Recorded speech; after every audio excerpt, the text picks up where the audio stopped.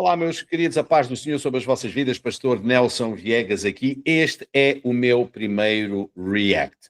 É um facto que desde há muito tempo que eu, enfim, acompanhando vários pastores e pessoas que de alguma forma usam as redes sociais para, enfim, transmitir os seus pensamentos, as suas ideologias, as suas teologias. Muitas vezes vejo coisas com que concordo, outras com que discordo, mas sempre tenho de alguma forma contido este meu ímpeto de fazer um reato, porque eu acho que cada pessoa tem direito à sua opinião, esteja ela certa, esteja ela errada. Quem sou eu para julgar aquilo que os outros dizem? Então, quando eu decidi fazer este react, este meu primeiro react, que ainda por cima é em cima de falas de dois gigantes com muito mais conhecimento do que aquele que eu tenho, o pastor César Cavalcante e o pastor Rodrigo Mocelin. O que é interessante é que um é um excelente representante daquilo que é o pensamento arminiano e o outro daquilo que é o pensamento calvinista. Então é sempre uma luta e uma guerra entre a predestinação e o livre-arbítrio. E naturalmente eu não quero entrar nessa guerra porque eu não acredito que Deus possa ser colocado dentro de uma caixa teológica, e também me recuso eu próprio a entrar dentro dessa caixa, ok? Então, os meus reacts eu vou tentar que sejam sempre coisas muito óbvias, muito factos contra os quais não existam argumentos. Mas no caso específico do react de hoje, é uma pregação do pastor César Cavalcante, onde ele acusa o calvinismo, o determinismo do calvinismo como sendo uma heresia, e o pastor Rodrigo Mocelin vai fazer a refutação dessas afirmações. Contudo, na refutação que o pastor Rodrigo faz, existe um determinado momento em que ele faz uma situação bíblica. E essa situação bíblica está errada. A citação não está errada, mas a atribuição da situação está errada. E então eu vou ter a ousadia de fazer essa correção do ponto de vista factual. E, enfim, mais uma vez, falando como falei no início, toda a gente tem direito a errar, eu devo ser provavelmente aquele que mais erra, eu não tenho capacidade nem qualidade sequer para, tal como João Batista disse de Jesus, para atar ou desatar os cordões dos sapatos destes dois gigantes. Mas vamos ver a passagem em específico e eu já vou explicar a razão do reato. Então deixa-me partilhar aqui a minha tela. Como é a primeira vez que eu estou a fazer esta coisa, é possível que eu não o saiba fazer muito bem, mas eu acredito que vai dar tudo certo, porque sempre dá tudo certo em Deus. Então vamos lá ver aqui. Deus é aquele que determina todas as coisas. Em que sentido Deus fala do estupro coletivo de Absalão assim, ó, eu o farei? Primeiro, porque Deus dá vida ao homem. Nele vivemos, nos movemos e existimos, disse Paulo. Ora, se pudéssemos nos mover à parte de Deus... Muito bem. E é precisamente esta fala que eu quero trazer. Porque nele vivemos, nos movemos e existimos, disse Paulo. Bom, Paulo não disse, ok?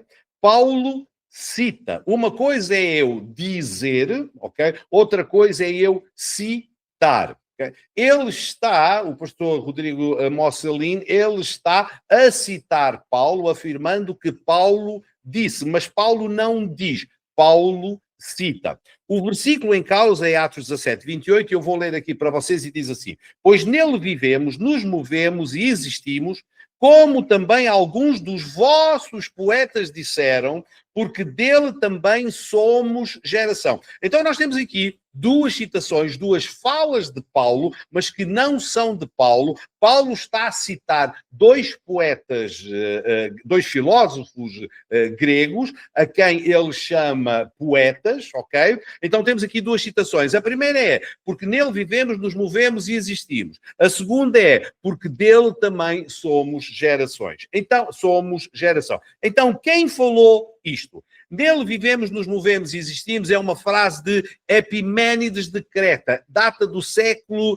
VI antes de Cristo. E tem, é uma citação de uma obra chamada Cretécia, portanto, dedicada a Creta. A citação completa seria algo como, ela é ligeiramente diferente, neles vivemos, nos movemos e temos o nosso ser, que na realidade é o mesmo que dizer existimos. Então, Paulo está a citar um poeta, um filósofo grego, okay, para explicar o que nós somos em Deus, que a nossa existência está em Deus. Vou citar o segundo poeta ou filósofo mais recente, que é Arato de Solos. Data do século 315 a 240 antes de Cristo, ok?